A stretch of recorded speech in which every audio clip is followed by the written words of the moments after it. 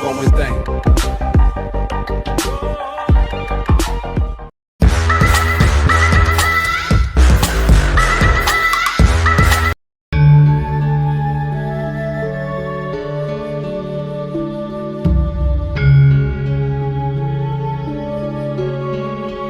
Untuk pertama kalinya, lebih dari 90 ilmuwan dari konsorsium Pan-Asian SNP dinaungi oleh Human Genome Organization, HUGO, melakukan studi terhadap 73 populasi Asia Tenggara dan Asia Timur untuk mempelajari pola migrasi dalam sejarah manusia dan hubungan antara genetik dan penyakit. Hasil riset terbaru Deoxibonucleic Acid atau DNA tentang asal-usul manusia Asia menunjukkan bahwa Asia Tenggara merupakan sumber geografis utama dari populasi di Asia yang kemudian menyebar ke utara. Nenek moyang bangsa-bangsa Asia yang keluar dari Afrika sekitar 100.000 tahun lalu itu menyusuri sepanjang pesisir selatan ke arah timur dan lebih dulu berpusat di Asia Tenggara sekitar 60.000 tahun lalu, baru kemudian menyebar ke berbagai kawasan di utaranya di Asia, kata Direktur Lembaga Biologi Molekuler Eijkman Profesor Dr. Sangkot Marzuki kepada pers di Jakarta, Jumat, 11 Desember 2009. Menurut Sangkot Marzuki, kesimpulan terbaru ini membantah teori sebelumnya yang menyebut bahwa ada jalur majemuk migrasi nenek moyang bangsa Asia, yakni melalui jalur utara dan jalur selatan, serta membantah bahwa bangsa Asia Tenggara, yang berbahasa Austronesia, berasal dari Taiwan. Hal itu terlihat pula dari heterogenitas genetik yang makin ke selatan semakin tinggi, sedangkan etnik-etnik di kawasan Asia lebih utara lebih homogen. Demikian dikatakan Sangkot yang merupakan salah satu pemrakarsa riset tersebut. Riset ini dilakukan oleh lebih dari 90 ilmuwan dari konsorsium Pan-Asian SNP, Single Nucleotide Polymorphism, dinaungi Human Genome Organization, HUGO, yang meneliti 73 populasi etnik Asia di 10 negara, Indonesia, Singapura, Malaysia, Thailand, Filipina, India, Cina, Korea, Jepang, dan Taiwan, dengan total sekitar 2.000 sampel. Ernst Haeckel, 16 Februari 1834 9 Agustus 1919. Seorang taksonomis Jerman penganut teori Darwin pernah mengusulkan Lemuria sebagai kunci dari mata rantai yang hilang dari beberapa temuan fosil. Menurut beberapa sumber, Haeckel pernah menyatakan bahwa untuk melacak asal-usul manusia amat sulit dan dia juga mengklaim bahwa banyak jejak fosil yang tidak dapat ditemukan karena sudah tenggelam di dasar laut. Ketika Charles Darwin menerbitkan bukunya, On the Origin of Species by Means of Natural Selection, pada tahun 1859, yang menyebutkan bahwa nenek moyang manusia tidak dapat ditemukan karena adanya missing link.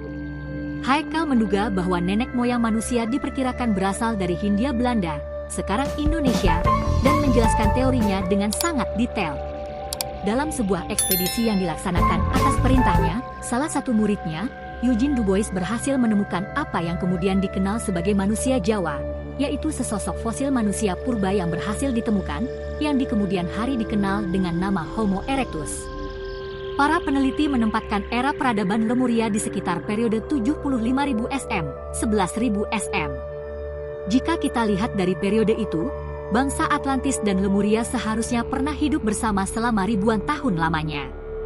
Gagasan bahwa benua Lemuria terlebih dahulu eksis dibanding peradaban Atlantis dan Mesir kuno dapat kita peroleh penjelasannya dari sebuah karya Augustus Le Plongeon, 1826-1908,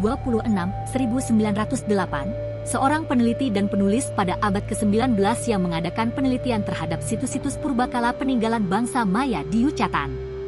Informasi tersebut diperoleh setelah keberhasilannya menerjemahkan beberapa lembaran catatan kuno peninggalan bangsa Maya. Dari hasil terjemahan, diperoleh beberapa informasi yang menunjukkan hasil bahwa bangsa Lemuria memang berusia lebih tua daripada peradaban nenek moyang mereka, Atlantis. Bangsa Maya dipercaya sebagai penerus dari kebudayaan Atlantis yang akhirnya hilang dan tidak menyisakan apa-apa. Dalam beberapa catatan yang ditemukan pada peninggalan Maya diperoleh sebuah fakta bahwa Lemuria letaknya berada di timur jauh. Bangsa ini telah berusia ribuan tahun dan lebih dahulu mendirikan peradaban dibanding Atlantis. Namun dikatakan juga bahwa mereka pernah hidup dalam periode waktu yang sama, sebelum kemudian sebuah bencana gempa bumi dan air bah dahsyat meluluh lantahkan dan menenggelamkan kedua peradaban maju masa silam tersebut. Hingga saat ini, letak dari benua Lemuria pada masa silam masih menjadi sebuah kontroversi karena lamanya usia, namun berdasarkan bukti arkeologis dan beberapa teori yang dikemukakan oleh para peneliti, kemungkinan besar peradaban tersebut berlokasi di Samudra Pasifik. Banyak arkeolog mempercayai bahwa Pulau Paskah, Easter Island, yang misterius itu merupakan bagian dari benua Lemuria.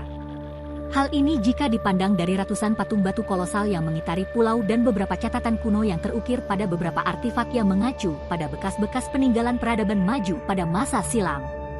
Mitologi turun-temurun para suku Maori dan Samoa yang menetap di pulau-pulau di sekitar Samudra Pasifik juga menyebutkan bahwa dahulu kala pernah ada sebuah daratan besar di Pasifik yang hancur diterjang oleh gelombang pasang air laut dahsyat, namun sebelumnya bangsa mereka telah hancur terlebih dahulu akibat peperangan.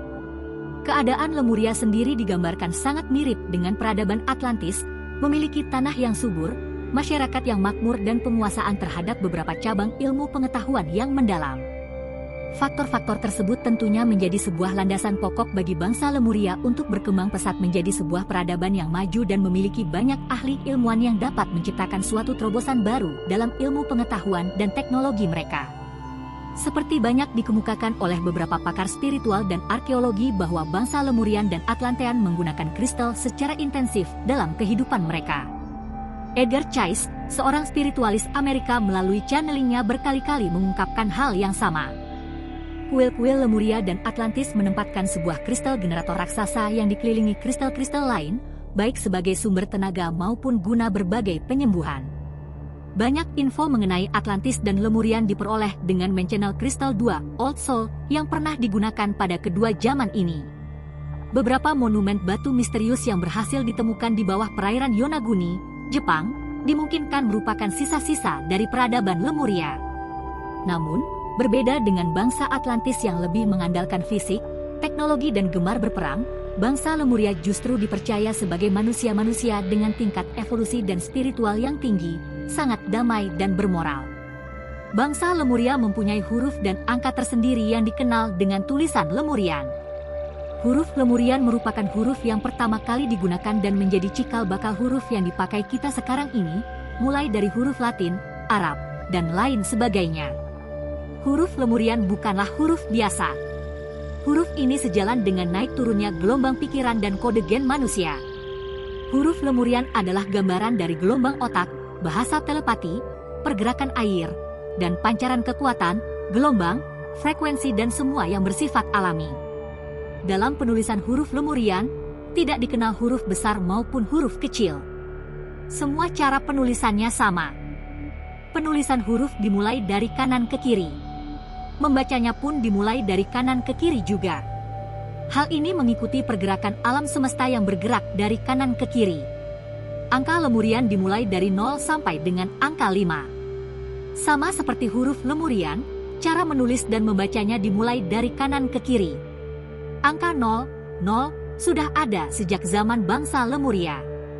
Berbeda dengan angka bangsa Romawi yang tidak mengenal angka 0, 0. Hal ini dikarenakan 0, 0 seperti keadaan kosong dan kosong harus dilambangkan. Sebenarnya angka itu dimulai dari 0, 0, bukan dari 1, 1, karena sebelum adanya satu kondisinya masih kosong dan ini dilambangkan dengan 0, 0. Sistem angka Lemuria juga berhubungan dengan suara alam nada pentatonik. Penta, artinya 5, 5, namun jelas nada Daminatilada tidak seperti nada pentatonik pada zaman sekarang.